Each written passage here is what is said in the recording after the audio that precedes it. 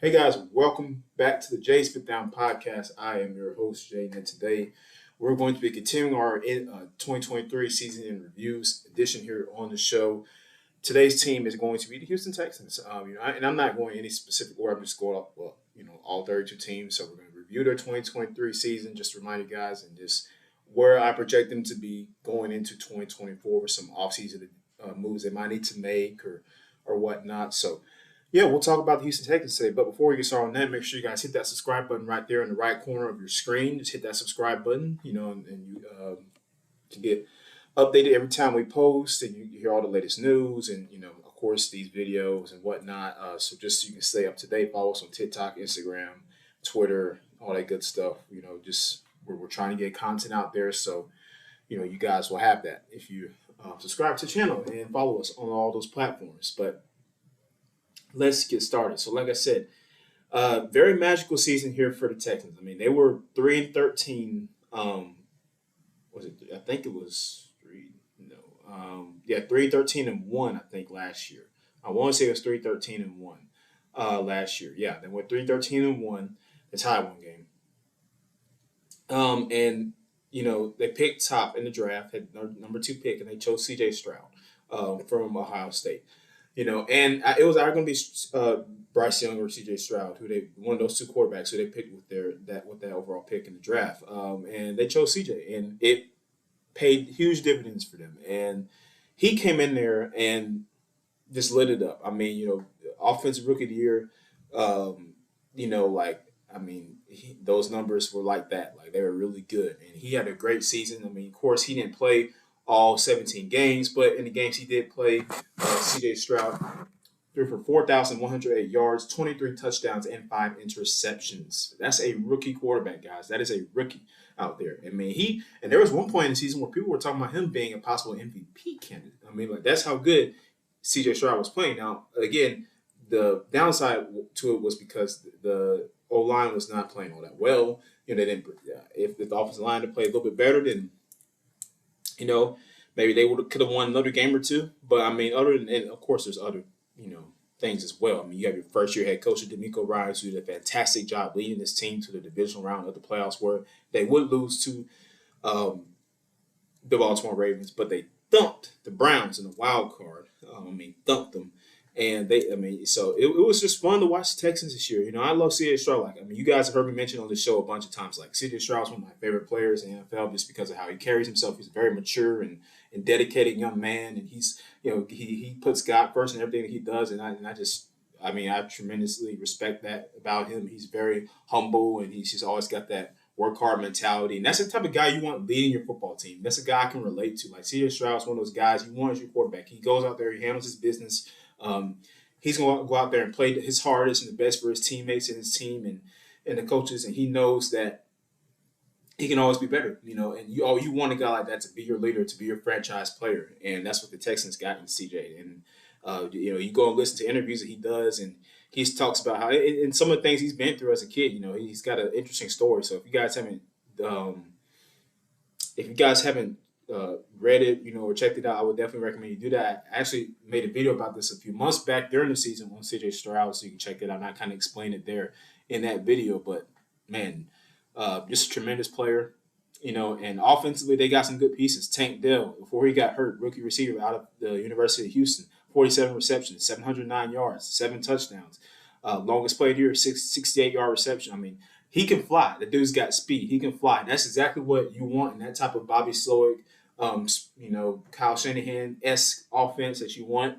You need guys that can fly down the field. You need guys that can fly, good at run after the catch. And they got that in Tank Dell, Nico Collins, who's your bigger receiver, more physical, but he's got some speed too. He finished with 80 receptions, 1,297 yards, 8 touchdowns on the year. Great year for him too. Dalton Schultz came in big in some games. Especially in the playoffs. So I really like how the Houston Texans have built their team. How they've continued to grow it and build it. Just great players they brought in. Devin Singletary, another name to mention. He had a good season coming over from Buffalo. I mentioned Dalton Schultz. Defensively, Jonathan Grenard, 12 and a half sacks this year. Big year for him, and as one of the team's best edge rusher, so I expect him to continue to get better each and every year. And overall, man, I think the Texans have a bright future. I just think now what they need to do is maybe address the offensive line a little bit. That's probably where their big emphasis should be at, just making sure you get some solid play in that interior, that offensive line, so CJ Stroud has time to. Because you see what he did with the offensive line he had this year. Now, give him like a really good old line, and I mean, who's to say? He's going into his second year.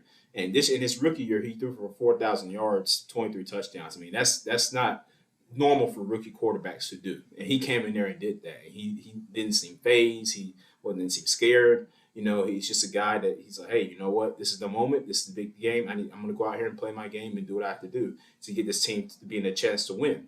And that's, again, like I said, those are the type of guys you want on your team. When you're a coach and you're looking at, your coach, your general manager, your owner, like you want to get guys in your building that are going to go out there and set an example for the rest of the team and, set the tone, lead by example, lead by words, lead by example, whatever, but more importantly, you know that they're going to go out there and do their job and they're going to do what's asked of them, what's expected of them.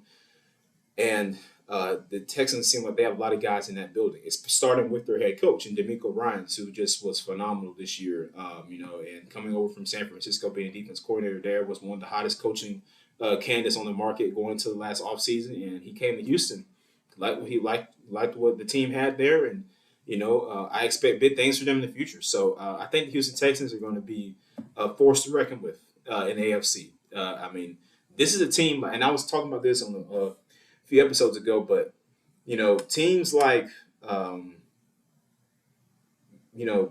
teams in the AFC, they like the AFC is we already know it's really good across the board, and now and you can even talk about the Chargers in that now that they've gotten Jim Harbaugh in there and they've changed some things around, but I'll do a video on them later. But I'm just saying for right now they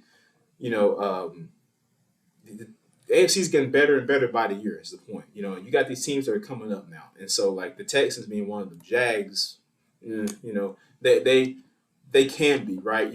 So they're getting there too. Like, so you got these teams coming up and now, so the top dogs right now, now I know the Chiefs are still the kings of the AFC, but I believe that in some due time, there could be some challengers to the throne, to all of the AFC powerhouses, the Bengals, the Chiefs, what have you. Like, I think there could be some challenge to the Ravens. I think there could be some challengers coming up in the form of the Texans, the Jaguars, even the Chargers in the future. Like the young teams coming up are going to be pretty good, and so I'm really excited to see what the future holds down there in H-Town for the Texans. So it's going to be interesting. I think this, like I said, this offseason they get the draft.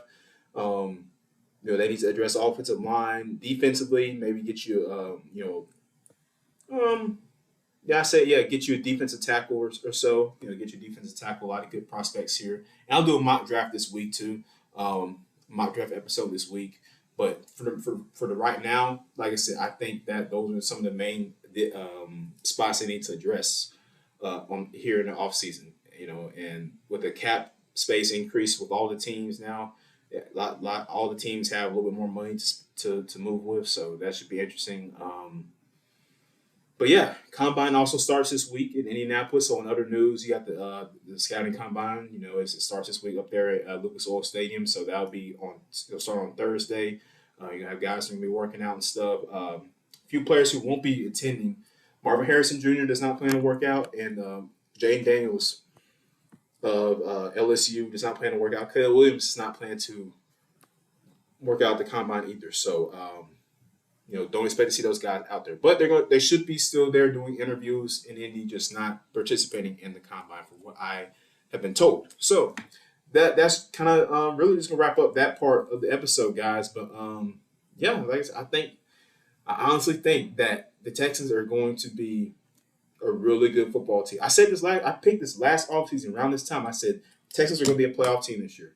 I said they're going to be a playoff team this year. Like, some people were saying, oh, they'll probably get like a few more wins, but I don't see playoff. No, they got 10 wins, and they made it into the wild card. Beat the Cleveland Browns, who were expected to be a good, supposedly top defense and stuff, and blah blah blah blah. They went in there and they beat them at home.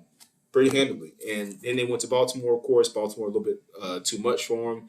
But just given what the team was and having a rookie quarterback, a rookie head coach, like, I mean, that's, yeah, you can say it's not excuses, but it's just like that's hard to do. And they still went there and won a playoff game, which nobody was expecting them to go and do. And they went in there and did it anyway.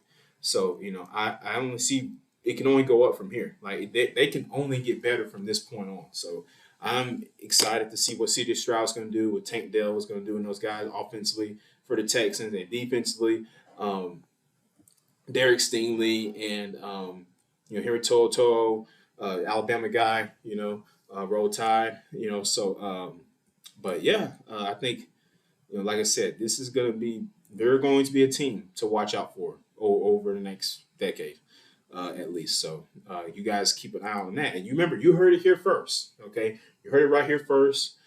So that should wrap us up for today's episode of Jay's Fifth Down. Again, season reviews, talking about the Houston Texans here. So make sure you guys tune in for our next episode. And go ahead and subscribe. Hit that button right there in the right corner of your screen. If you haven't done it, just go ahead and hit that subscribe button right now. Check us out on all audio platforms as well, Spotify, Google Podcasts, Apple Podcasts. We're on there. Make sure you follow us on all social media platforms, IG, Twitter, TikTok. Y'all know the deal. We'll see you next time on Jay's Fifth Down. I'm your host, Jaden. Thank you for watching.